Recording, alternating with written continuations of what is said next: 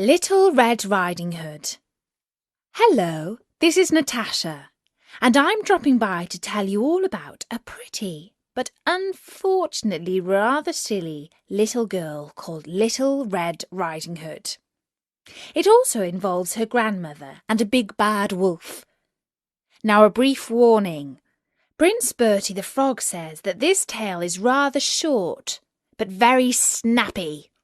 So you've been warned.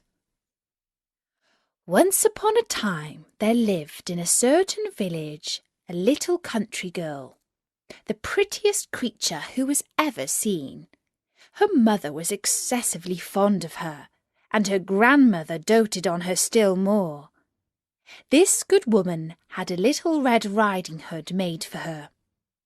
It suited the girl so extremely well that everybody called her Little Red Riding Hood. One day her mother, having made some cakes, said to her, "Go, my dear, and see how your grandmother is doing, for I hear she has been very ill. Take her a cake and this little pot of butter." Little Red Riding Hood set out immediately to go to her grandmother's, who lived in another village. As she was going through the wood, she met with a wolf, who had a very great mind to eat her up. But he dared not, because of some woodcutters nearby working in the forest. He asked her where she was going. The poor child, who did not know that it was dangerous to stay and talk to a wolf, said to him, "I'm going to see my grandmother and carry her a cake and a little pot of butter from my mother." "Does she live far off?" said the wolf.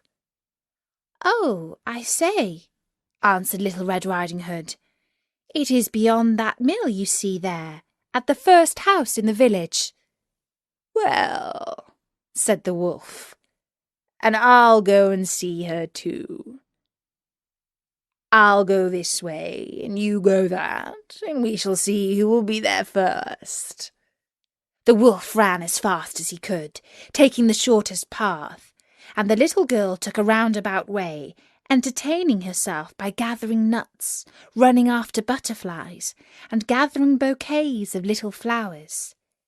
It was not long before the wolf arrived at the old woman's house.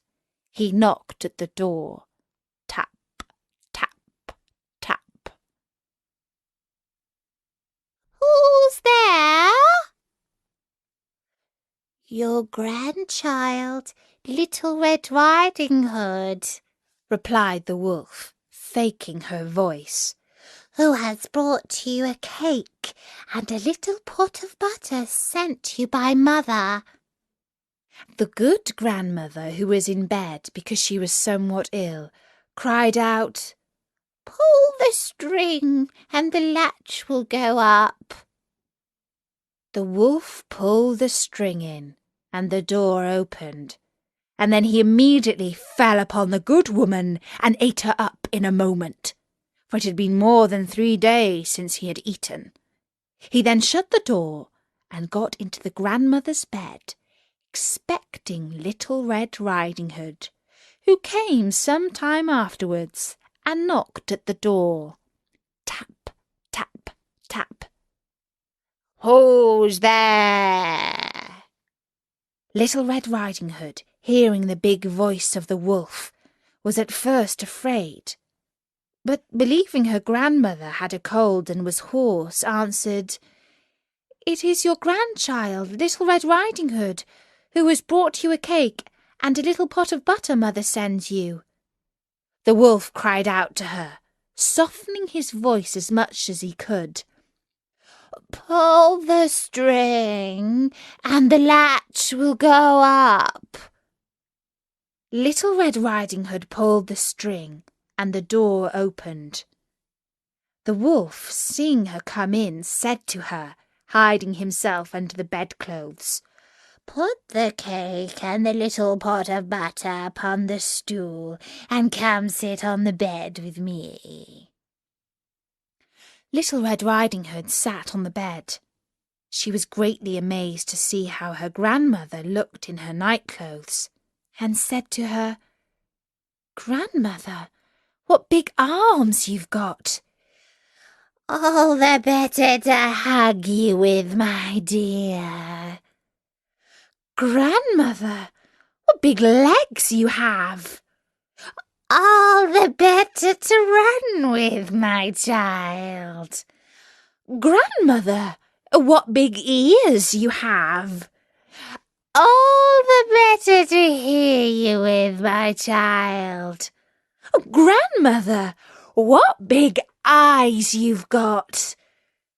"All the better to see you with, my child." "And grandmother, what big teeth you've got!" "All the better to eat you up with." And saying these words, this wicked wolf fell upon Little Red Riding Hood and ate her all up. Wow, Bertie was right. That certainly was Snappy. Were you frightened? Not at all. Well, you are brave, because I must admit I was a little bit scared. There are all sorts of free stories at Storynory.com. Long, short, scary, adventurous and romantic. We are also told that some grown-ups listen to Storynory too, secretly, when no one's looking. For instance, we have Alice in Wonderland, which appeals to all ages. So next time you're on the net, why not drop by at Storynory.com and spend some quiet time listening to a story. Until then, from me, Natasha, bye-bye!